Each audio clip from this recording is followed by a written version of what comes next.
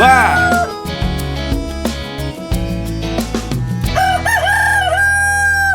Minha diretoria, bem-vindos. Hoje em Gravataí, Camila. Com o nosso querido convidado Delano Allgaier, da M3X, aqui em Gravataí. E estamos aqui para falar de que hoje, Cristiano? Manejo, né, Delano? Manejo de javali. Bora.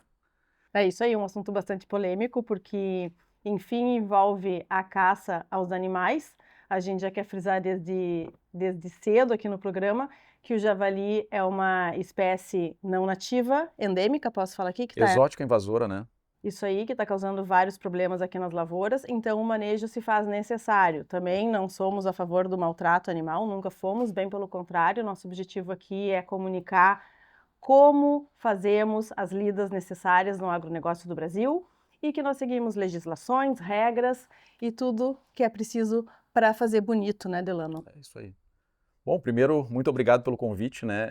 Sempre que a gente tem a oportunidade de falar sobre esse tema caça, que é um tema sensível, eu fico muito feliz porque a gente acaba trazendo muita informação e muitas pessoas não têm acesso à informação correta, muito hoje baseado na questão emocional, mas a caça é um tema técnico e é dessa forma que a gente trata ela. Então, muito obrigado aí pelo convite, a gente vai, ao máximo aí do programa, tirar as dúvidas de vocês com toda certeza. Joia, que nem o Richard fala, né? Que para se preservar tem que usar a razão, né? E a razão passa pelo manejo, que muitas vezes as pessoas pensam que simplesmente não fazer nada é o melhor, e não é, né? Então, hoje, a primeira pergunta que eu queria te saber é: que animais podem ser caçados aqui no Brasil?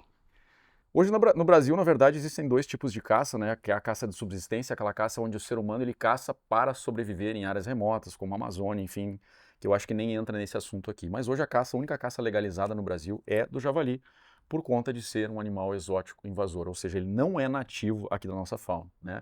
Ele veio originalmente da Europa, por criatórios que eram, na verdade, no sentido econômico, para se gerar uma carne de alta proteína, de alto valor agregado. E qual que é o problema que os criadores enfrentaram no Brasil, até para contextualizar um pouquinho? É um animal que ele não engorda o suficiente em cativeiro. Então se tem um prejuízo muito grande, um valor de carne muito alto para conseguir trabalhar com essa Conversão espécie. baixa, né? Exatamente. E aí começou o problema. E aí começou a entrar o IBAMA para cima desses caras, que começaram, enfim, a soltar esses animais, porque de fato não tinham o que fazer. Mas e geralmente a conversão é o contrário, né? Os animais, no geral, convertem mais em cativeiro do que na natureza. E o javali Mas surpreende é que a nesse ponto. genética dele é uma genética de agressividade. E ele é um animal onívoro, né? Onívoro, ele é um animal predador, então por conta, Isso. acho que desses fatores de alimentação, ele não come só a ração ou só o milho, enfim, ele se alimenta de tudo. Eu acho que isso que transforma ele num bicho, eu digo de novo, de alto poder de reprodução quando solto. Mas em cativeiro ele acabou causando prejuízos e aí começou pelo Uruguai, pela Argentina, e esse animal adentrou aí as nossas A fronteiras. genética, se tu buscar a genética da nossa criação de suínos, foi levada para grandes produtividades, ele lá, fechado, recebendo no coxo, e ter vários filhotes, né? Aí é que é o grande lance. E aí é que tá, isso que eu queria te perguntar. Esse cruzamento. Porque assim, primeiro que ele é um animal que ele não respeita a cerca, ele invade tudo, ele começou a invadir propriedades. Não só levando doenças, né, que ele hoje ele carrega vários parasitas, enfim, que a gente vai falar depois, mas principalmente a questão reprodutiva. Então o javali europeu que veio para cá, ele tinha se reproduzia bem menos, tanto é que ele vive na Europa, se caça na Europa, é um animal que é nativo, mas no Brasil o que ele fez? Ele misturou com porco doméstico. E aí virou um tanque de guerra, né? E aí ele trouxe a questão da rusticidade. Isso aí. E virou uma máquina de reproduzir, hoje com média, eu digo média porque a gente está no campo, a gente 10, 11 filhotes cada ninhada. Isso que a gente estava conversando, né, Camila? Uma ninhada a cada quanto tempo? Num cálculo baixo, a cada 6 meses. 2 ninhadas por ano, no cálculo baixo. E quantos filhotes? De 10 a 11. Chega-se a 3, né? Mas assim, a gente sempre usa a média baixa. Então assim, vamos considerar 2 ninhadas por ano. Ok. Esse animal com 6 meses, ele começa a reproduzir. E após os 6 meses, reproduz de 6 em 6 meses. Então ele realmente é uma máquina. E a gente fez essa conta, até eu tenho uma tabela aqui que eu mostro para vocês aqui. Se a gente pegar, por exemplo, um casal, depois de 3 anos, considerando o quê? Que ele tem uma média de 8 filhotes, 50% macho, 50% fêmea. A A gente está usando uma média geral. Normalmente na natureza é mais fêmea do que macho, Ok. né? Mas no final de 3 anos a gente passa de 100 mil animais. Ao fim de apenas 3 anos, não é ao fim de uma vida. Com um casal. Então, ou seja, é uma reprodução exponencial. Por isso que ele é uma praga, ele é um problema tão grande. E o que se faz com relação a isso? Aí eu digo, né, a gente tem que pegar exemplos de países que passam pelo problema e onde são empregados, e eu sempre digo, o javali ele é um problema onde a gente tem que colocar todas as ferramentas possíveis para se controlar ele. Ou seja, para se manter a população de porco, hoje isso, por estudo, é preciso abater 70% da população. Desses 70% que deveriam ser abatidos, quanto tu acha que se consegue num ano? Eu faço uma conta rápida, assim, muito pelo que a gente vivencia, tá? Eu vou chutar um número aqui do que eu imagino. Eu acho que a cada um javali que a gente abate, nascem mais 10, 11. Então seria para dizimar, não digo dizimar, digo controlar a níveis possíveis esses 70%, porque inclusive se fosse dizimar, não seria um problema, porque simplesmente É impossível dizimar. impossível. É Seria uma impossível. operação de guerra apenas para Impossível. segurar esses 70%. Impossível. A gente não conseguiria manter a população, quanto mais dizimar. Usando tudo que é ferramenta. Caça de helicóptero, armadilha. Aqui tem essa caça, existe essa caça com helicóptero aqui ou é só lá fora? Eu vejo muito lá fora, eu acho que até pela questão de custo, né? A gente ainda não conseguiu enxergar o quanto a gente precisa empregar de equipamentos, de tecnologia para a gente conter esse bicho. Então ainda não se faz isso. Hoje, na verdade, o manejo do javali está quase que exclusivamente na mão do caçador. Qual é a região do Brasil que já está mais infestada? Eu acho que a região sul, né, por conta do que eu falei no início, na fronteira, né, com a Argentina e com o Uruguai, para onde esse animal entrou, eu acho que aqui é a maior infestação que nós temos. Esse animal já está na Amazônia, a gente já sabe que está na Amazônia.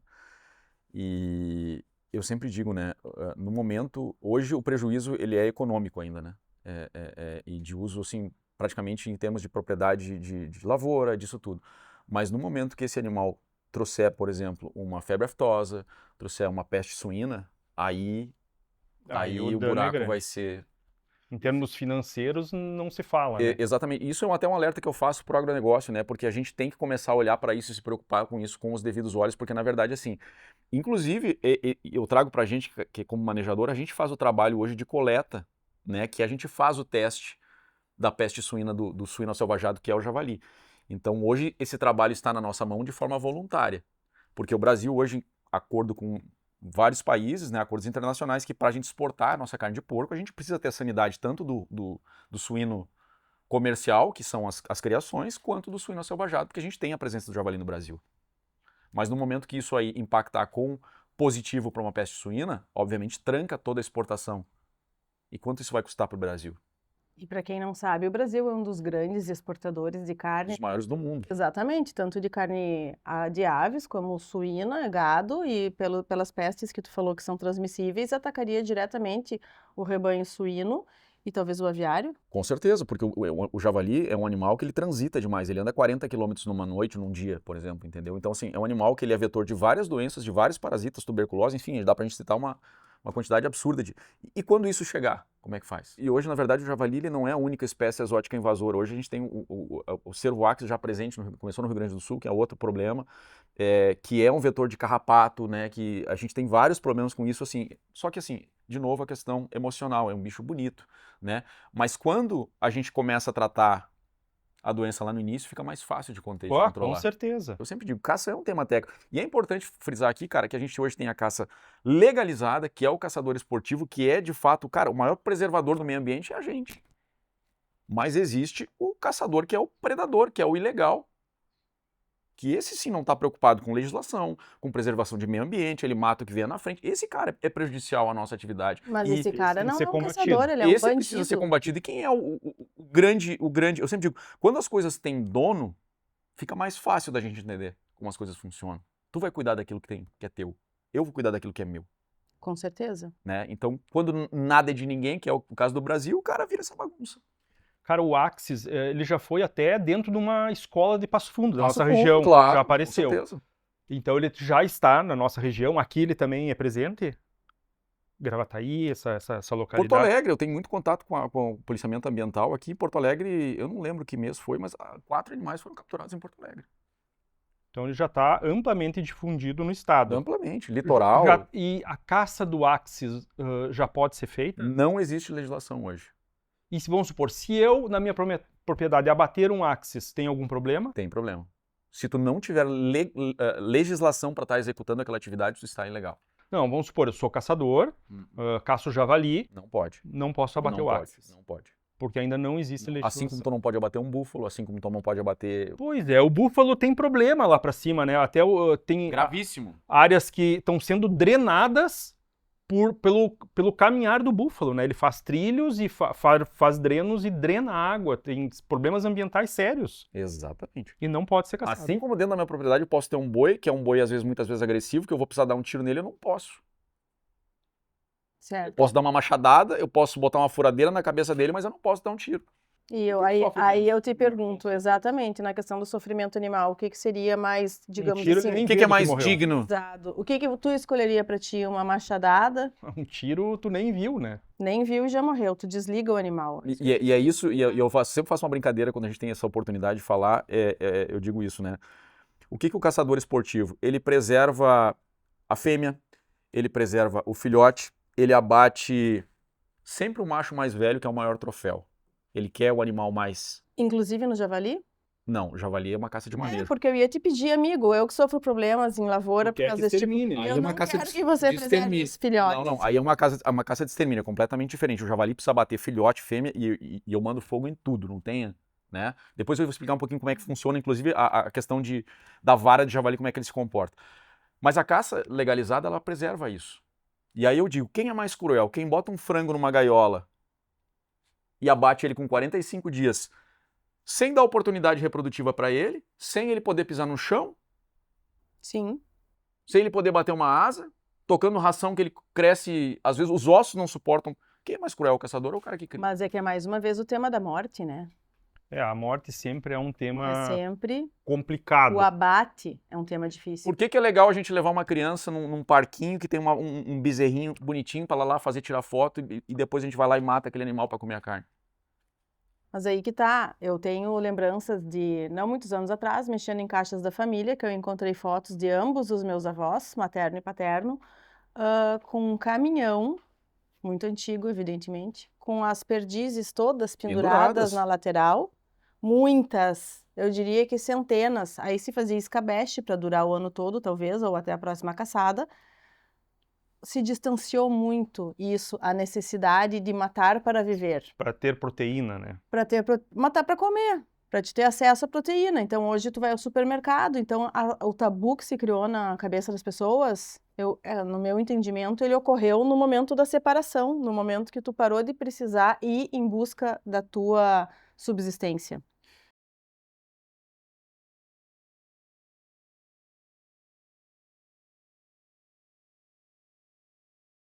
Né? Eu vou buscar minha própria comida. Exato. Sim, entendi. Então a gente tá falando da mesma coisa, Que mas nem o Richard diz, eu sou um covarde. eu sou o mal e vocês são os bonzinhos Sim, que estão não, comendo carne no claro que prato. não, Cara, claro que não. de onde é que vem isso aqui? Por que existe tanto boi? Porque, vale dinheiro, exatamente. cara. Porque tem consumo, porque a gente precisa preservar para ter carne para... É como o pirarucu. O pirarucu, ele saiu da espécie de... da lista de Grande extinção, exemplo, Isso aí. grande no exemplo, momento que ele virou uma grande espécie exemplo. comercial. E de novo, mas peixe pode. Não, peraí. Também tem sistema nervoso central, se a questão é a dor, né? Pirarucu. Cara, exemplo de África, exemplo de pirarucu. O que é o manejo? Cara, a gente tem um risco aqui. O que se faz? Se retira essas espécies da natureza, bota num criatório e se proíbe a pesca ou a caça ou qualquer que seja sobre esse animal. Até porque a gente tem esse problema da fala da morte, digamos que primária, porque tu tem esse receio de matar o javali, só que tu não põe no teu cálculo mental que se o javali, até o axis, por que e o axis é um animal bonito, claro, ia virar Disneyland isso aqui, se a gente enchesse o Rio Grande do Sul de axis, só que a gente tem a nossa espécie nativa, que ele coloca em risco. Né? Então, a morte de um é o que vai salvar a vida do outro, concorda? A morte de um indivíduo salva a vida de uma espécie. Esse é o ponto importante. Por que o pirarucu hoje a gente vende em supermercado? Porque deixou de ser extraído para ser Comercializado, produzido. Porque a gente transformou em algo econômico, rentável, escalonável, viável, e a gente escalonado. aumenta, né? Escala a de quantidade, produção. a escala de produção, cara, e o bicho tá... Hoje nós temos problema de vários locais com excesso de pirarucu. Por quê? Porque se parou de extrair da natureza. E isso eu trago muito para a questão do javali. A gente mudou o nosso sistema florestal, com o sistema de lavoura. Existe 20% de preservação, mas existe 80% de área permitida para tu plantar. O que tu cria nesse ambiente? Muita comida. Tudo que o bicho quer. Comida é uma Disneylândia. Ele dorme no mato, descansa no mato, fica Vem na comer na sombra, lavoura. e de noite ele vem na lavoura e vem com... Cara, isso é a perfeição. O problema do javali geralmente é na cultura do milho, né? E aí eu digo não só pro javali, mas hoje do que eu enxergo, capivara, cateto, queixada, Mato Grosso do Sul, problemas imensos com Essas bandos. espécies, o cateto e o queixada, eles não são o javali, eles são Não são suínos, eles são uma outra espécie de animais. nativas. Mas, de novo, nativas com superpopulação. E aí, cara, a questão mais importante, aonde está o estudo? E caça é um assunto técnico que precisa de estudo. Sim. Conservação é matemática. E eu vejo... É que o Richard fala. Que E atenção, os biólogos, eu falo muito isso. Cara, o fato de ser biólogo não é preservar tudo que aparece pela frente e romantizar tudo. Biólogo é matemática. É matemática. Ele pode até não concordar com o abate, mas ele jamais pode discordar que aquilo ali é benéfico e precisa ser feito. E o animal abatido? O que se pode fazer com o animal abatido? Hoje, Rio Grande do Sul e Santa Catarina são os únicos... Falando legalmente. Tá, são os únicos estados que a gente pode transportar esses animais de forma legal. Qual que é a contrapartida disso? A gente precisa coletar o sangue desse animal, precisa extrair o soro ou o sangue para justamente entregar na inspetoria veterinária. Eu ia te perguntar, o que é a amostra que vocês tiram? É soro. Soro. Soro, né? De novo, um processo extremamente complicado. E aí como a gente constrói as coisas? Um processo extremamente complicado de tirar... E eu passei pela época que a gente tinha que transportar um javali inteiro. Eu mandei fazer um bag uma vez do tamanho da caçamba para botar o porco inteiro. Levar gelo, porque eu não podia picar. E ele disse, mas qual que é a justificativa disso? É pro fiscal poder identificar que tu tá transportando um javali. Sim, mas existem outras formas, né? De novo, gente, cadê a capacitação desse povo? Capacidade Se técnica. um cara que é fiscal ambiental não conseguir identificar o que é a pata de um javali, temos problemas. Temos problemas. Então, tudo começa no estudo, é isso que eu digo. Aí, hoje a gente pode transportar em 4 patas, a gente precisa de um lacre, né? Então, assim, existe todo um trabalho frente à inspetoria veterinária, onde a gente precisa levar esse soro, prestar contas se o animal é fêmea, se é macho, que peso que tinha, aonde ele foi capturado, em qual cidade. Tu tem uma licença para isso, onde tu tem os lacres que tu precisa lacrar esse animal. Então, cada vez que a gente chega da caçada, a gente tem que devolver esse soro lá e prestar contas com relação àquele número. Tu faz com um custo teu. Meu. Inclusive, né, a dificuldade era tão grande que eu acabei comprando para mim tubos de ensaio com separadores de soro para facilitar a minha vida. E aí, de novo, né, a falta de... Cara, imagina um caçador numa situação de caça, onde ele anda de caminhoneta para lá e para cá, ele mata um porco, você acha que o cara vai chegar lá, tirar uma seringa, botar, não, vou botar aqui do ladinho, vou deixar soltar esse soro. Eu cheguei ao ponto de pensar, vou comprar uma centrífuga e vou botar aqui na minha caçamba e vou fazer esse negócio, porque não é possível. Aí tu não consegue tirar uma amostra boa, tá, mas agora eu boto o porco fora porque eu não consegui tirar a coleta, o que eu faço? E vale a pena financeiramente tu tirar esse soro, tu fazer esse investimento? Porque óbvio que não. É o que eu falo, a gente faz um trabalho que eu digo assim, é de conscientização, isso é uma coisa que eu quero deixar para as pessoas acham que eu tô ali para ser melhor que alguém, para tirar mais, para matar mais, não, gente, não é nada disso, eu tô olhando lá na frente. Então se a gente não olhar para a legalidade, não começar a mostrar a pessoas que existe, mesmo que custe caro, existe um caminho para ser traçado, para passar para o próximo nível, a gente precisa dar o exemplo. Na verdade, vocês estão A gente precisa conversar. É a mesma coisa que eu falo da fiscalização ambiental. Cara, por que ter medo da fiscalização ambiental se esse cara é meu parceiro de negócio? Só que ele faz uma parte que ele cumpre a lei. A lei tem vírgula? Não. Certo? Certo. Hoje, dentro da minha propriedade, tu tá legal. Se tu pular um muro, se tu passar a cerca, tu tá legal ou ilegal? Ilegal. Mas é só uma cerca, é só um fio de arame. Sim. Mas tu tá ilegal. E na verdade, tu tá pagando, tu tá desembolsando para prestar um serviço à sociedade, né? Exato. E aí eu digo, aí o caçador vai mas eu tô só aqui buscando os... Cara, olha só, se tu vai para uma propriedade, se tu vai caçar de cachorro, e isso é uma parte importante. Cachorro é outra coisa que ele chega onde a gente não chega. Só que muita gente demoniza a caçada com cachorro, ou principalmente o produtor rural, e onde ele dificulta o acesso, porque, cara, ele acaba entrando no terreno do vizinho. Como é que a gente bloqueia isso? Isso era uma coisa que eu queria te perguntar. Os tipos de caçada. Eu já vi que tem de palhada, de espera, em cima de caminhonete, a pé. Nos explica isso aí um pouco. Hoje, é o que eu falei, hoje existem várias técnicas de caça e isso é uma coisa importante de trazer para as pessoas. O javali, de todos os animais que eu conheço, já tive a oportunidade de visitar a Argentina, a África. Cara, para mim, disparado é o bicho mais inteligente que tem. Eu cheguei ao ponto, e eu sou um cara extremamente técnico e extremamente estudioso, eu cheguei ao ponto de trocar a minha caminhoneta, que era diesel, por uma caminhonete a gasolina por conta do ruído. Eu comecei a perceber que o barulho do diesel, que fazia clec, clec, clec, clec, clec, clec, clec, aquilo o porco despertava, que ele sabia que vinha tiro e deitava o cabelo. Então é um bicho que A evolui esse nível, a esse nível. dele entender que esse barulho tá ligado Tá ao ligado caça. a fogo. Passadas. E é uma coisa que a gente não consegue entender, que parece que ele passa no DNA, porque os filhotes já nascem com isso.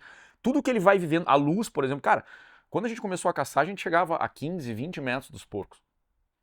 Agora, Hoje, no mínimo 100 metros. E aí, de novo, cara, aí o desafio que a gente tem de novos calibres, de novos equipamentos, como a gente chegar nesse bicho? E aí começam as técnicas de ceva, de espera, de palhada, de cachorro. Então, cara, a gente tem que aplicar tudo porque é um bicho extremamente adaptável e astuto. É impressionante. A inteligência desse bicho é...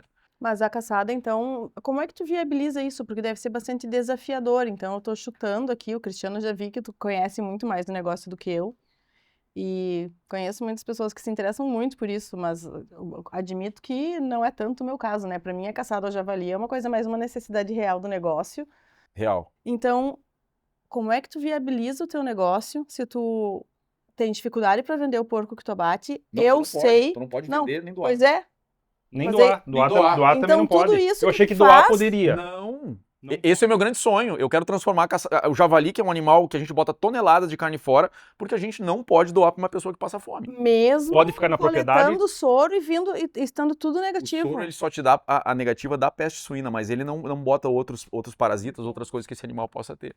Então o risco é nosso. E para viabilizar isso, o que que tu faz? Eu sempre digo, cara, imaginem vocês um projeto que eu pudesse transformar todos os javalis abatidos em ração para cachorro, ração para animal, ração para peixe, Cara, Proteína. comida pra quem não tem. proteína de alta qualidade. Cara, é carne. Eu já comi carne de javali. E é carne de porco. Desde que bem abatido, desde que não seja o cachaço.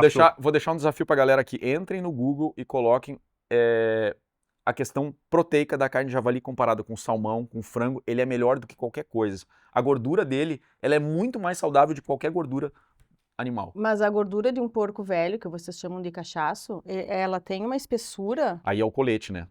Aí ele tem uma colete que é a parte protetora, que de novo é um outro problema. Não é gordura. Não, Faz parte da pele, né? É pele. Um calibre 22 muitas vezes não passa aquilo ali. Eu ia perguntar, qual é a necessidade do calibre para te fazer um abate, digamos assim, com o menos de sofrimento possível para o animal, porém, e eficaz? Depende da distância, depende do momento, depende onde pega, tá? E de novo, assim, por que o javali ele é tão... Eu considero ele uma máquina, né? Eu já cansei de atirar no coração em pedaços, ele corre 100 metros até cair. Ele tem energia ainda pra isso. Ele tem energia cerebral para correr 100 metros. Então, imagina o problema que a gente vai estar enfrentando daqui 20 anos, Se passa não, voando, né? se não se fizer um controle maior, né? Eu já cacei javali com 3 pernas. Em algum determinado momento ele sofreu um Perdeu. acidente, ele perdeu uma, ele vive com 3. Eu escuto muito de amigos que caçam e tal, que, tipo, cansaram de ver animal baleado, porque calibre errado, como tu fala, ou pegou mal, né, o tiro, e ele simplesmente vai no barro, rola no esfrega. barro para não vir a mosca ali e criar um problema para ele, né? Uhum. Ele se cura e vida Segue que a vida segue. dele. O Chris Hunter, eu vi um vídeo dele falando que abateu um animal que tava com um furo na testa, bichado, com um furo de, sei lá, que calibre, que tinham acertado, e tá com um buraco na cabeça e ele nem dando bola. Muito comum. Pra tu muito- ver muito comum. o quão rústico é o Muito animal. comum. Nessa fazenda que a gente caça em Rosário, por exemplo, eles pegaram um porco lá que ficou semanas andando só nas patas da frente. Ele já tinha tomado um tiro, tinha quebrado a coluna, mas o animal se movimentava, comia. Como que acontece isso? Ele é muito Interessantíssimo. forte. É muito forte, é muito forte. Fora a questão de perigo, de tamanho, que o próprio ser humano, né? Isso é uma coisa impactante também. Dei uma olhadinha em vídeos na Itália de como é o problema desse animal. Hoje Não, ele atacando- invade cidade. lá. mata pessoas, né? Isso, lá ele Tem vários vídeos na internet, clica na internet aí, ataque de javali a pessoas, vocês vão ver a quantidade de gente que é morta por porco. E nós estamos tendo a oportunidade de lidar com a questão cedo. Porém, mais uma vez, ali na minha região ali onde a gente planta, é Arvoredo, interior de Ronda Alta, é sempre iniciativa privada, né? São grupos pequenos de caçadores, tudo legalizado, mas ali é eles que estão dando um suporte pra gente em São controlar esse muitos problema. agricultores que se tornam caçadores. Isso. E eu, Para combater. isso aí, de tanto me incomodar, tenho um grupo de amigos, né, que é os Tauras do Sul, lá da nossa região, que vai fazer esse abate. E hoje eu tô tentando entrar pro esporte para também não depender só dos outros, porque às vezes tu vê tu tá colhendo, tu tá plantando, tu vê lá o cachaço e deixa ele passar. Vai embora. Então, Por mais que tu esteja armado, possivelmente não seja o suficiente.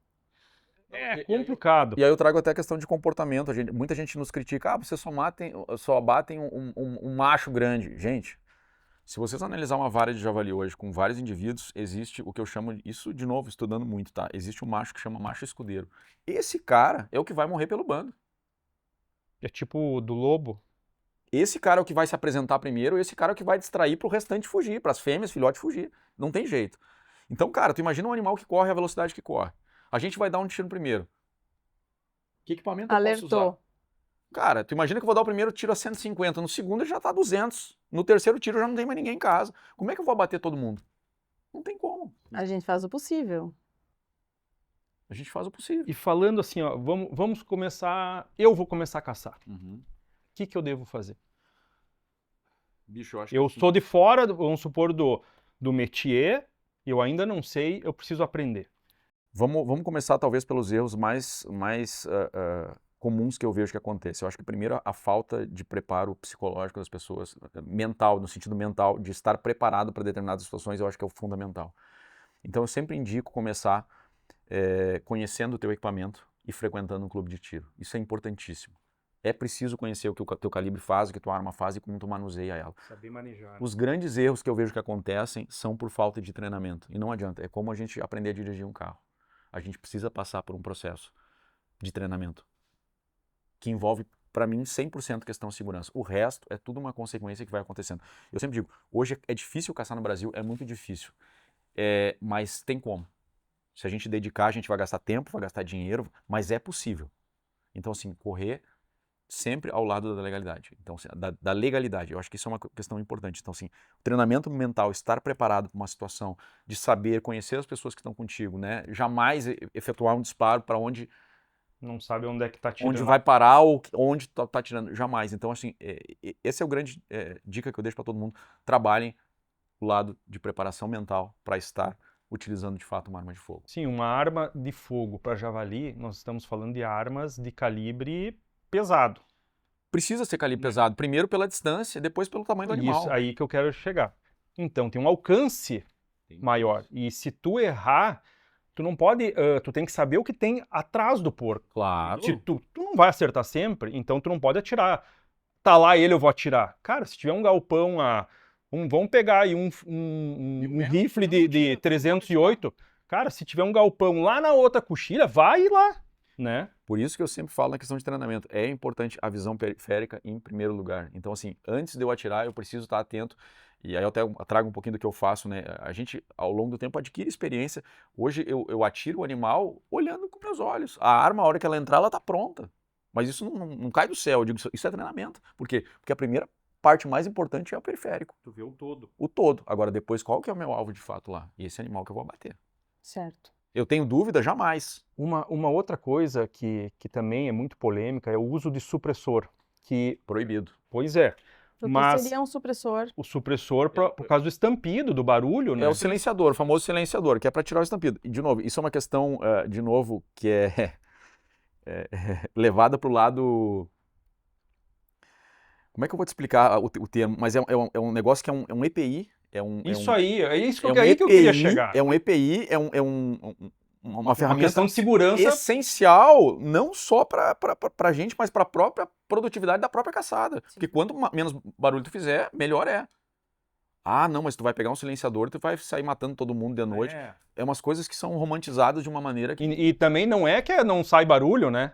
Não, sai menos. Só diminui. Mas eu não fico surdo. É isso! Aí o cara vai dizer, não, mas na caçada tu bota um negócio lá, daí quando aparecer o porco, tu para um pouquinho, tu pega o negócio, tu bota, daí tu olha pra ele e diz, agora pode correr.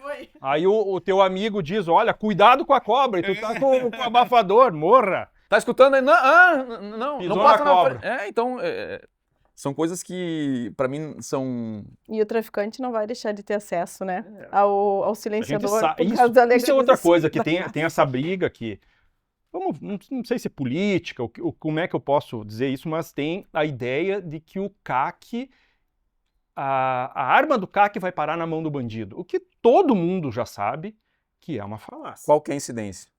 que é baixíssima, 0,0000. entende? Porque o cara que quer uma arma pro crime, ele não precisa do caçador, ele vai lá e compra de alguém que também Por que um cara que quer fazer algo errado vai passar por todo esse processo custoso, doloroso, demorado? tentar tomar a arma do cara. Não existe isso, cara. Se ele tem um fornecedor direto no mercado Não negro, existe. ele nunca vai Isso. fazer um Tem CAC. fornecedor que também... Que vai limitar, inclusive, o calibre que ele vai poder ter. Ele vai ter que frequentar 3 anos de clube para ele ter um calibre.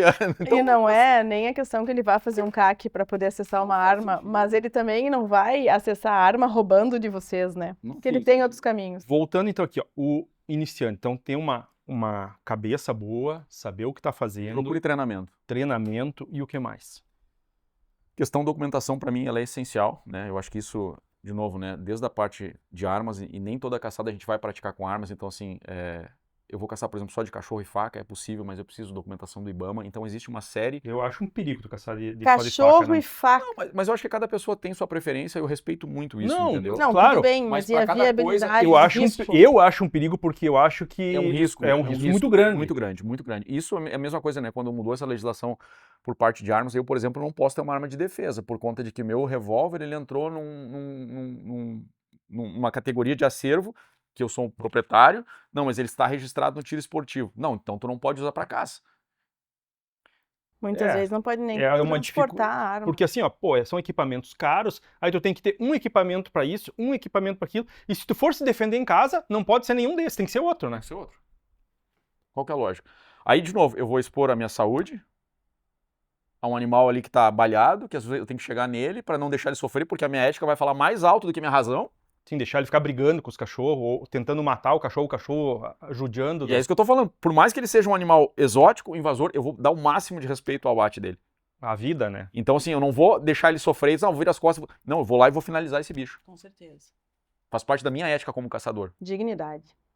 O papo tá bom, gente, mas vamos molhar o bico? Vamos Bora. lá. Intervalo.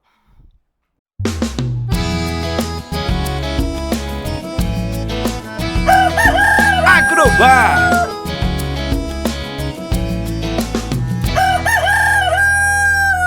Voltando, galera, vamos agradecer então aos nossos patrocinadores, Jato, Bayer, Pioneer Sementes, Tulipas Joias Passo Fundo e nossos apoiadores, né, Camila? Isso aí. Agrocerati, Produza Passo Fundo, Marau e Casca, o Save Farm, que nós Isso. já tivemos a honra De de entrevistar. entrevistar, e a Produtécnica de Passo Fundo. Muito bem. Delano, eu gostaria de terminar aquela questão que fiquei com dúvidas. Então, para mim é inadmissível que tu vai carnear um animal, a gente fazia isso lá na lavoura também, para consumo próprio, Certo. porque não temos CIF, né? Eu não estou produzindo para vender. Então, fiquei com essa pulga atrás da orelha. O que é possível fazer com essa carcaça? Porque tu tá ali com uma proteína de primeira qualidade, Primeira qualidade. uma gordura premium e tu vai botar essa carcaça fora? Obviamente, até pela questão de quantidade de animais abatidos, né, a gente acaba escolhendo alguns indivíduos que a gente vai trazer. Então, assim, desses animais a gente coleta, de fato, o soro, faz a entrega depois e traz, né, eu aproveito, acho que desde a banha, a gente faz torresmo, a gente faz bacon defumado, a gente faz charque de linguiça. Lembrando que eu gosto sempre de frisar, eu não consumo carne de javali crua, então a linguiça é para a gente ferver, para assar. Né, isso é uma coisa importante, detalhe, a gente congela por 15 dias pelo menos e depois cozinha bem. Então esse é um procedimento, porque de fato é um animal que está na natureza, a gente não tem como verificar, né, se essa carne tem algum tipo de, como eu falei, uma análise básica de carcaça, pulmão, fígado, parte interna e Essa questão da análise visual da carcaça também é o que é feito hoje nos frigoríficos para analisar diversas coisas. Tu vai analisar o pulmão, é uma inspeção visual. E agora, claro, a industrialização é maravilhosa, trouxe escala para o consumo de carne. O sonho do africano é poder consumir mais carne, talvez menos carne de caça, porque o acesso é muito mais fácil. Porém, era assim que se fazia antigamente. Isso que eu ia perguntar pro Delano. Tu já caçou na África, né? Tive por 2 vezes na África. Como é que funciona as fazendas de caça de lá?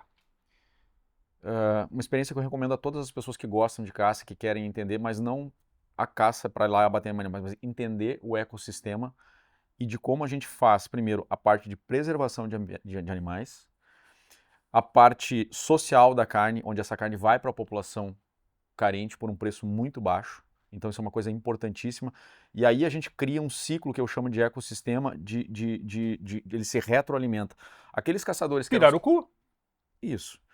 Quem era o problema da África? Caçadores ilegais, que caçavam para quê? Para vender marfim, para vender isso, mas principalmente para comer. Quem é os guias de caça hoje? Essas Caçadores. pessoas. Os caçadores que são os melhores.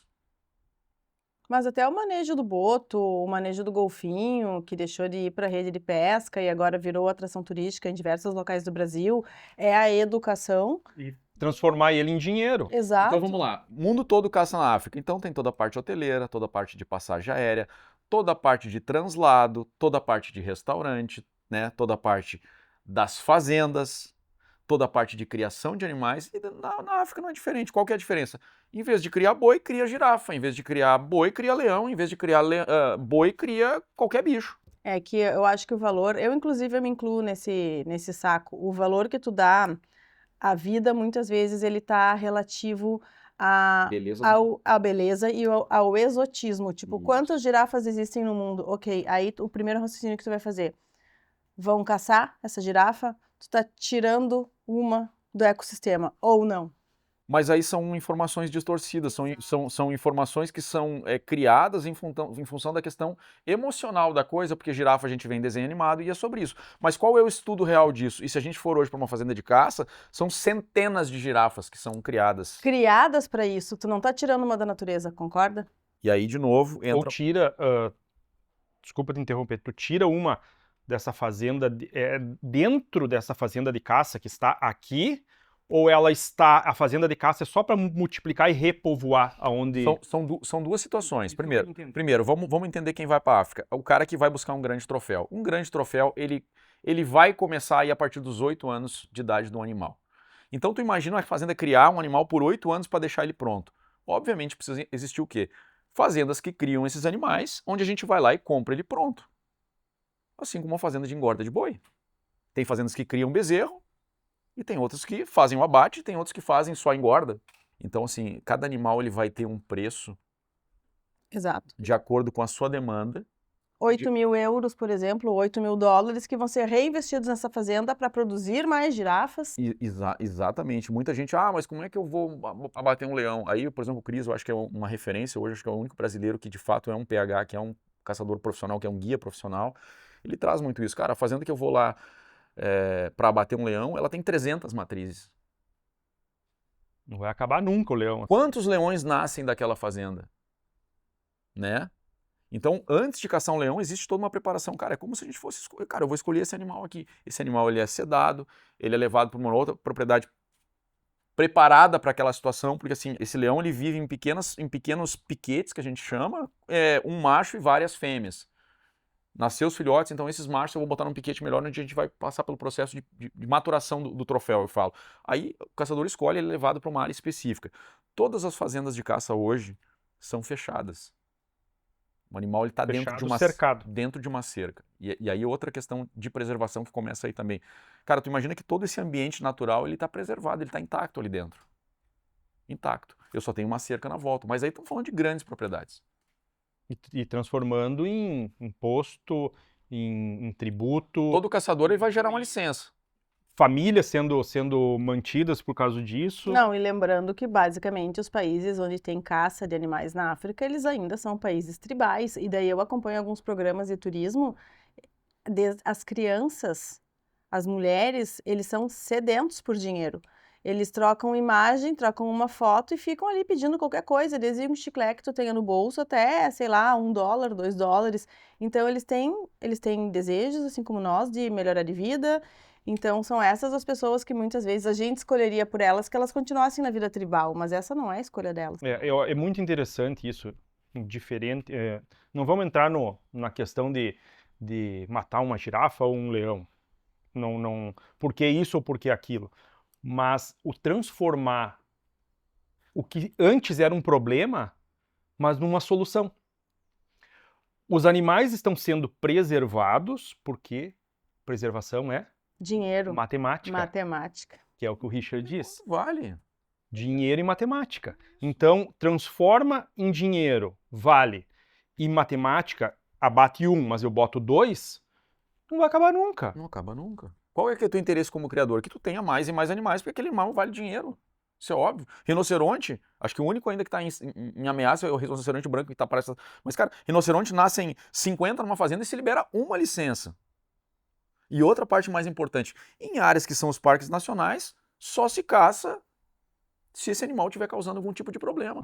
Nos parques não tem caça praticamente. Onde são feitos os safaris. Mas assim, o safari, do valor que é, não sustenta um ecossistema todo.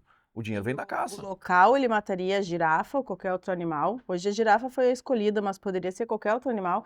Ele vai matar sem arrendimento de R$0 para fazer a conservação da carne, que tem que ser basicamente de consumo imediato. Então, o que eu quero dizer é que o -1 aconteceria de qualquer forma. Porém, talvez esse cara, ele escolha vender essa girafa a 10, 12, eu não praticaria, mas talvez ele venda essa girafa comercialmente a $12 mil e ele opte por comprar um frango. A gente sabe, né? A gente que é agricultor, a gente sabe. A carne linha de acesso, a primeira carne que o ser humano vai consumir quando ele sair dos grãos, quando ele sair dos cereais, ele vai chegar na linha de acesso que é o frango.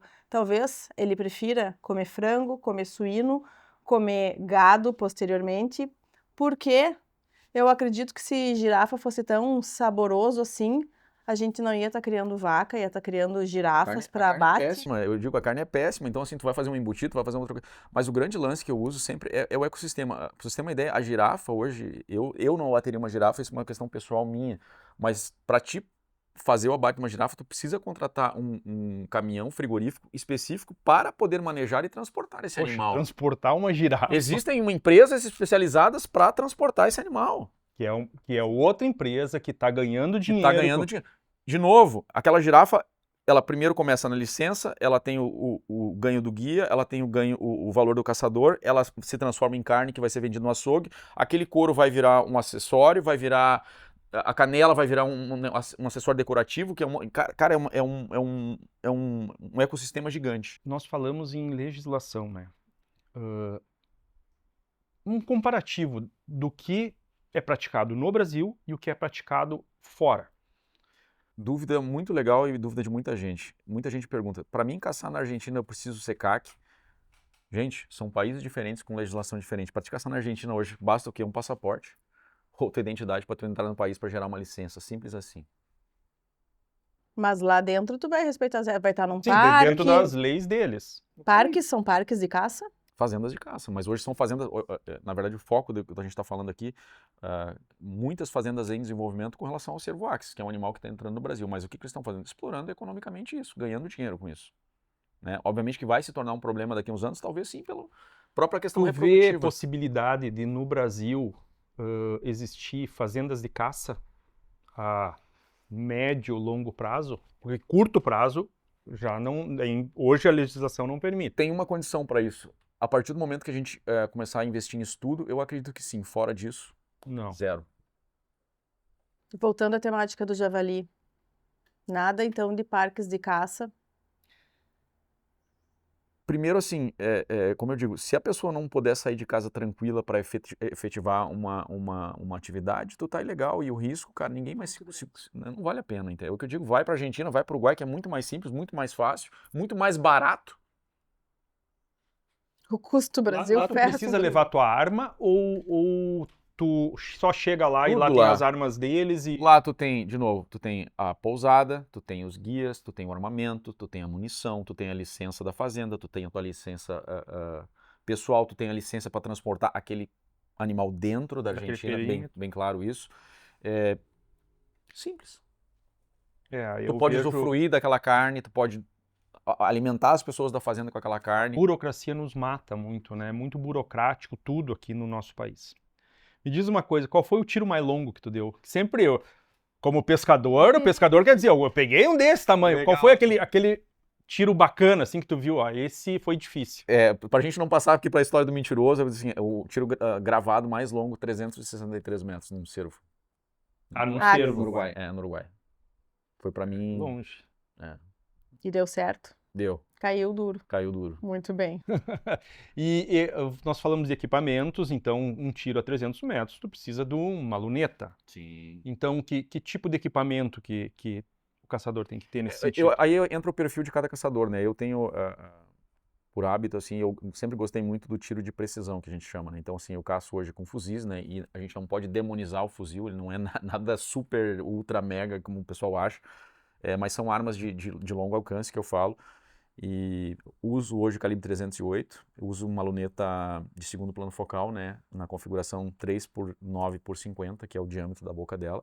E, cara, munição a gente recarrega, né, então assim, tem todo um estudo, de novo, que a gente faz sobre, né, entender, que eu te falei no início, entender o equipamento e o que a gente está fazendo com as compensações que a gente precisa, né. Recarga, cara. Recarga tem aquele slogan, recarga é vida, né, que o do caçador, porque tudo é muito caro. Tudo é muito caro, tudo é muito difícil no Brasil. Então a E a recarga... falta de opção também, né, eu acho que assim, de ter munições, Sabe quanto lá nos Estados Unidos, um 308, pelo que eu vi, eu olhei na internet, eu acho que é de 20 e poucos a $30 uma caixa. né. Cara, para nós isso aí, nós estamos falando de quase R$1.000. R$900, R$700 uma caixa de munição. Imagina que a gente está falando de uma caça de Daí manejo. tu pega o teu dinheiro Isso. para fazer um manejo que é importante No Brasil. pro Brasil, entende? Isso. Então, assim, eu digo, até é legal trazer essa realidade que a gente vive, né? Hoje a gente sobrevive, obviamente, de alguns patrocínios que a gente tem, mas, cara, todo esse trabalho que a gente faz é um trabalho que eu digo que é voluntário, é por uma causa, entendeu? Eu sempre digo, eu sou apaixonado pelos animais e as pessoas confundem muito isso, né? O caçador é um predador, não, cara. O caçador consciente, ele é um... Então, assim, de tudo que eu vejo do javali, eu até quero trazer um tema que é importante, dos animais nativos, cara, o javali, ele tá destruindo com tudo. Eu vi vídeos teus de cervo nosso sendo predado, né? Cervo, avestruz, ema, perdiz, pinhão, cara, é um dano irreparável, nascente. Isso quer dizer, as nascentes de água. Nascentes, cara, quem vive no mato, isso é uma coisa que as pessoas não têm acesso a isso, É né? um impacto direto na nossa fauna, na nossa flora. Eu já vi nascente pisoteada, defecada dos animais, que eles vão se banhar e... Então tu perde, né? E também assoreamento, né? Assoreamento, lógico. E contaminação de tudo, né, cara? Era um bicho que, como a gente falou aí, invade chiqueiro, invade rebanho e... Não, é doenças. Se eu estiver andando na lavoura e der de frente com o javali, eu estou inspecionando minha lavoura de soja, de milho, estou batendo lagarta lá, olhando as doenças, seja lá o que for, e eu der de frente com o javali, não estou armado, o que eu faço? A tendência, tá, de tudo que eu vejo é que esse animal fuja, mas isso não é uma regra, né? Então eu sempre digo, a melhor maneira de enfrentar um javali sempre é de frente. Ele é um animal, assim como o gado, ele tem uma certa dificuldade de mobilidade, então, cara, tu vai ter que, de uma certa forma, ou subir numa árvore, ou chegar, ou tentar fugir uma, duas vezes, que a tendência dele depois é correr. Mas é um animal extremamente perigoso. Na nossa região, nós temos relatos de agricultor olhando lavoura de carro e o javali foi para cima do carro. E até falando aqui, né, mesmo que a gente estivesse armado, se a gente às vezes não está com um calibre adequado para um backup, a gente não consegue parar esse animal. Backup, pô.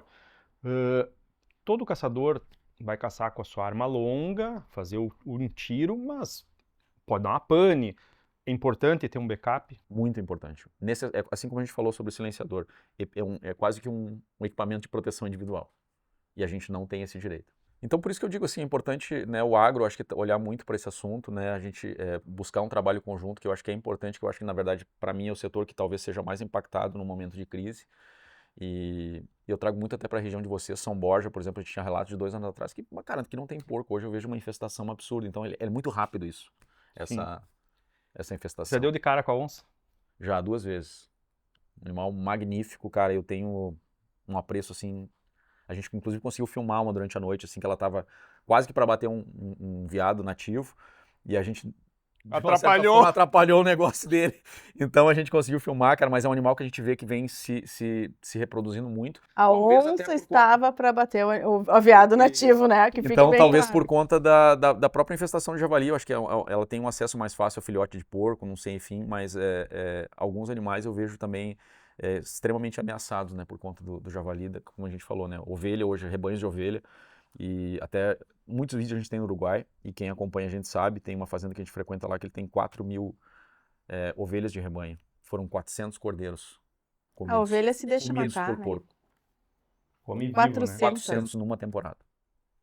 E o preconceito que a caça e o caçador sofrem, tu acha que isso a gente consegue, como uma conversa dessas, a começar a diminuir e as pessoas entenderem? Ou o que tu acha que deve ser feito? Primeira coisa que eu acho que tem que separar caçador esportivo do caçador ilegal. Eu acho que são dois temas que para mim não tem como eles andar juntos. Com certeza. Porque Não são a mesma pessoa. não dá pra misturar a farinha no mesmo saco, entendeu? Não tem como. Não são a mesma pessoa. Eu digo, o cara que faz errado, ele é o predador, é o cara que abate, é o cara que não tem escrúpulo, ele preda. O caçador esportivo, ele não preda, ele preserva. Esse é um ponto importante. E uma coisa que eu esqueci de falar, gente, é que independente do tamanho do filhote do javali, que a gente faça o abate da mãe dele, ele vai sobreviver. Ele vai engatar numa outra porca, ele vai engatar numa outra manada e ele não A outra morre. porca aceita? Aceita. Ela vai buscar ele. Para manter a A espécie. gente já viu inúmeras vezes isso, e isso na experiência prática de abater, entender a quantidade de leitões, a gente tem a pelagem, já tem uns listabãs, a gente voltar mês depois e aqueles leitões já estão desse tamanho sozinhos, sem ninguém. Não morre. É uma praga, literalmente. Ele é muito rústico. Tem muita gente que critica, matou a mãe dos filhotinhos. Os filhotinhos estão vivos lá. Espécies que estão em risco com o javali. Na minha fazenda, para mim, foi bem claro. Quando a população de javali explodiu na nossa propriedade, eu não via quase... Capivara sumiu. Uhum. As emas. Rasteiros, principalmente, né? Ema sumiu. E veado, tu via bem menos. Uhum. E desde que o grupo de manejo começou a frequentar, atuar, eu vi mais veado, voltaram as emas, Uhum. e uma que outra capivara eu comecei a avistar, que eu não via mais. Eles não voltaram ainda. Na nossa lá tem. Voltaram? Tem capatita. Por isso a importância. Mas depois que diminuiu Aí a que porcada. tô esperando o javali. voltar. Por isso a importância do manejo. E aí, de novo, esses caçadores legalizados frequentando a tua propriedade, dificilmente um cara ilegal vai entrar lá, porque ele também é um fiscal. Sim, ele ajuda. Qual é o cara ilegal que vai entrar numa propriedade onde tem gente armada andando o tempo todo por dentro da fazenda? Eu não entraria. Mas sabe que esse medo de encontrar onça, eu já tenho muito. Apesar de ser meio que aquele medo, meio que um desejo, De sabe? querer De ver. encontrar onça. A grande parte dos animais, eles vão correr, eles Mas têm... eu nunca tinha pensado no javali como um fator de ameaça. Eu tenho mais medo do javali do que da onça. Exatamente, com certeza. Sim. A onça vai te atender. De novo, até esses tempos polemizaram isso aqui em Maquiné, que um caçador foi atacado por uma onça, e depois eu fiquei sabendo da história toda, como foi a realidade, né? Os cachorros bateram nela, encurralaram ela, e o cara foi ver o que era, e a onça passou por cima dele. Então ele se arranhou muito mais nos espinhos, tentando sair, fugir, O que dá onça. de um animal em fuga, entendeu? Então não houve um ataque, né? Pelo que eu entendi da nossa conversa, vocês aqui da M3X, vocês não usam cachorro na caçada. Eu uso cachorro. Qual tipo de cachorro? Eu uso um cachorro hoje, que ele é uma cruza de pitbull com um veadeiro. E aí, de novo, ele tem um propósito, né? Ele foi treinado para isso. Hoje é um cachorro que faz a busca de porco baleado. Então eu treinei ele para rastrear sangue e para me levar até um animal que às vezes anda 100 metros. Ele não vai fazer o tocar para... Não. Esse seria mais o Não. dogo argentino. Não. Aí tem outras raças de cachorro. Lá caçam com o americano, que É. faz só o alarde, né? Isso. E para para tocar os animais e ficam em esperas.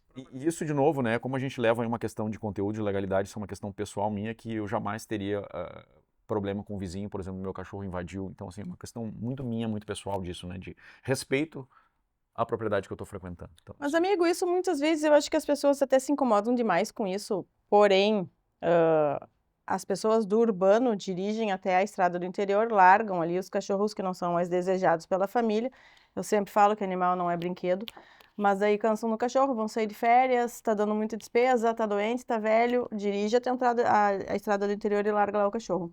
E eles mesmo, eles formam pequenos grupos e eles adentram as fazendas, tem gente que mata, tem gente que deixa.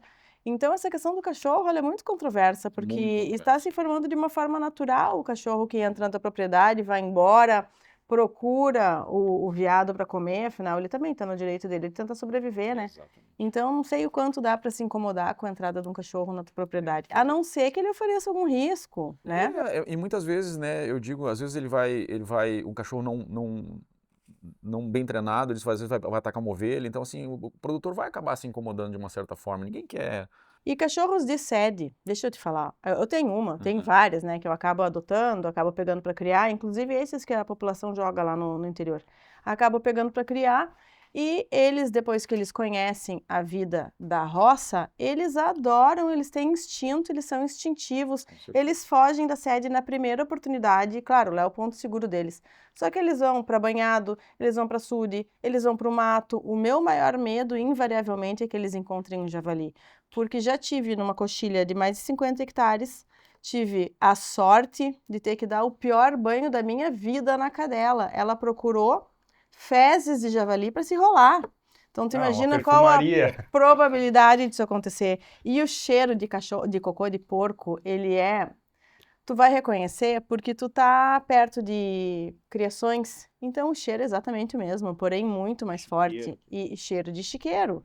E ela decidiu que ia se enrolar naquilo e escorria aquela água verde daquele banho. Era assim, ó, nauseante. Então, o instinto é difícil. E de novo, né, o cachorro, eu digo, é a ferramenta que a gente que vai chegar onde a gente não consegue chegar e ela é totalmente necessária, não dá pra gente, o cachorro vai se machucar, vai se cortar, vai, cara, mas a gente tá ali eu digo, por um bem maior, entendeu? Uma das coisas que eu vejo muito na YouTube, as caçadas, é aquela roupa laranja, Uhum. né, que para avisar o outro de que é um caçador. Explica um pouco disso. O animal, ele enxerga cores? O javali?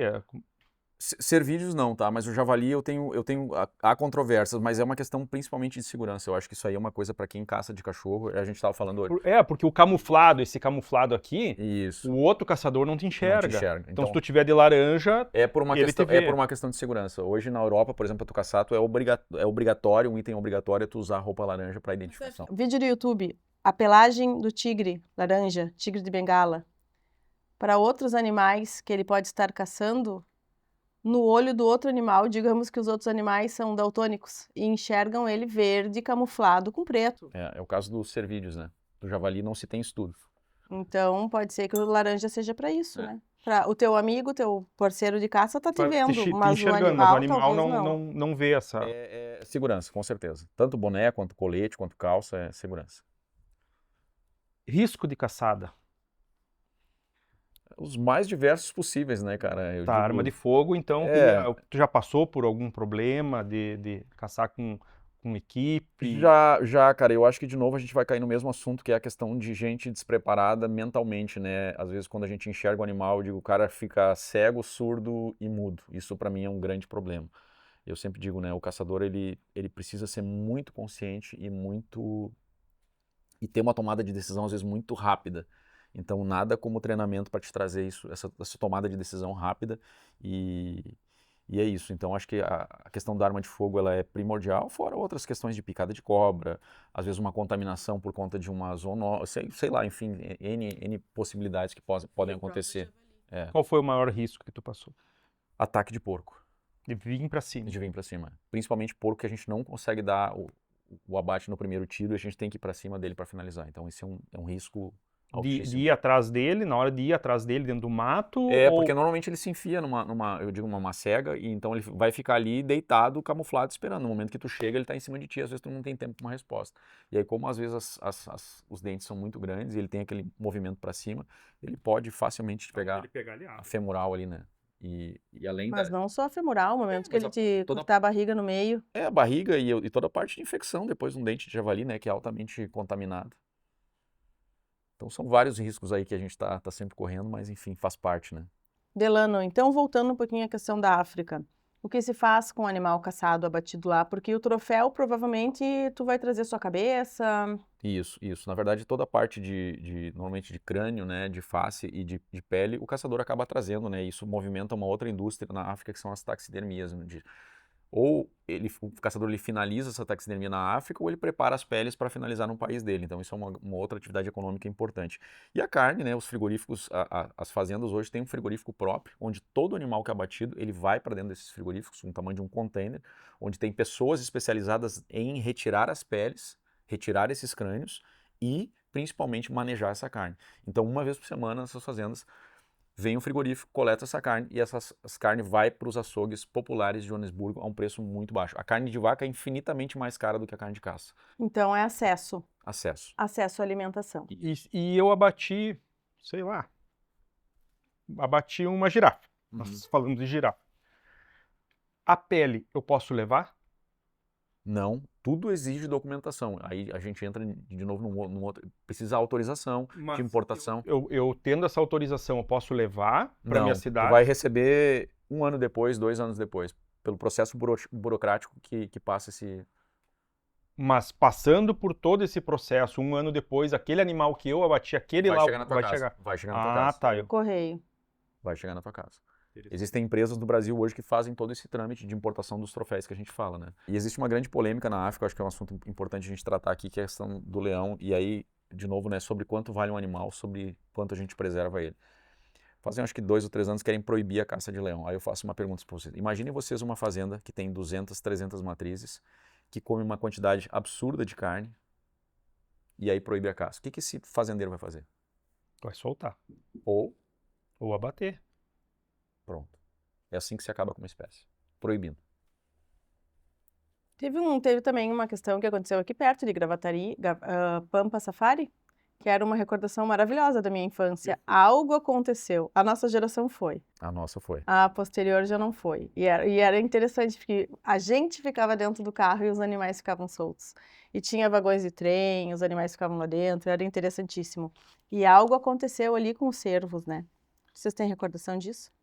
Pelo que eu sei, foi uma doença, né, que acho que acabou infectando alguns animais e tiveram que abater todo o rebanho, enfim, não sei, e acabou o parque fechando, né, mas é um parque maravilhoso que eu falo que, como existe turismo, né, como existe um movimento pra gente poder fazer isso, né, então... E as melhores lembranças. E aí, de novo, né, por que a gente não tem um espaço desse com animais livres para as pessoas poderem visitar, tirar foto, e outro espaço desse para as pessoas poderem caçar e movimentar, e, enfim, preservar os animais, é uma coisa que... usem a África como exemplo. Tá pronto. Eu acho que Tá pronto. o que é bom pode ser copiado, né? Você sabe que a maior economia da Espanha hoje é caça, né? De tudo que ela envolve é caça. Sério? Sério. É que a Espanha ela entra também em alguns assuntos bem delicados, enquanto tu falava dessa questão da carne para o social, uma carne mais acessível. Aí eu me lembrei que em Barcelona eu estive num mercadão público onde, mas já colocando de antemão a minha opinião, já mudei muito minhas opiniões, especialmente com relação à caça, com essa questão de valorizar mais a vida de um leão do que de uma vaca, e assim vai. A questão da carne da tourada também é feito exatamente a mesma coisa na Espanha, porém o que eu não tenho medo de me posicionar aqui, a gente está aqui para isso e nem sempre a gente vai agradar todo mundo. Sou completamente contra tu infligir sofrimento a qualquer ser vivo que seja. Então, para mim são duas coisas muito diferentes. Quando tu tem um abate rápido, ou pelo menos quando é possível que seja rápido, do que tu ter uma cultura que gera sofrimento. Assim como a tourada, tem aquela festa ali em Santa Catarina, que agora já está caindo bastante em desuso, farra do boi. Isso para mim é outra coisa completamente diferente, né? É tu ter prazer e infringir sofrimento. A gente está falando de outra coisa. A gente está falando de economia. Exatamente. E eu sempre digo, né? a morte é a parte, até o Cris usou isso, eu vou usar a mesma frase que ele usou, eu acho que a morte é a parte triste da caçada. Mas para mim a caçada ele é muito mais sobre conexão com a natureza, de um monte de vivências que a gente passa, cara, que estão no nosso sangue, que estão no nosso DNA, como eu falei. Então a gente tem que ser um pouco mais técnico com relação a esse assunto. Então, E foi assim que a gente se firmou como espécie. A gente comeu devido à agricultura. a gente segue comendo, né? É isso, só que hoje a gente terceirizou. Hoje a gente fabricou, a gente tornou o sistema autossustentável. Eu pago, tu me fornece e eu não vejo nada acontecer. Exatamente. Então, quando a gente faz algo que é consciente, a gente sabe que a gente está fazendo o bem, eu acho que deixa a gente muito tranquilo nesse sentido, sabe? Então, eu sou um cara muito tranquilo naquilo que eu faço, como eu tenho meus princípios, as minhas coisas que eu preservo como fundamentais, que é a questão de sofrimento dos animais, buscar um abate límpido, rápido, o mais rápido possível, que é a parte onde termina tudo, né? Mas a gente está ali fazendo porque a gente sabe que está preservando uma série de outros animais. É isso, propósito, norte, isso a gente tem muito aqui no Agrobar. É isso aí. Muito obrigado, Jato Bayer, Pioneer Sementes e Tulipas Joias Passo Fundo, por mais esse bate-papo. Posso fazer aqui um comercial, galera? Claro. Quem quiser assistir o nosso conteúdo aí, M3X Outdoor lá no YouTube, a gente traz um conteúdo semanal, toda quinta-feira às 18 horas. Então, muito do que a gente falou tá lá nos vídeos, onde a gente faz toda a parte de culinária, de acampamento, de convivência com família, contemplação, enfim, tudo isso está no nosso canal. Então, quero convidar todos, agradecer aí vocês pela presença e sempre que precisar, contem comigo aí. A gente Tá que bom? agradece Então, um brinde. pela brilhante explanação de hoje. Valeu. Até.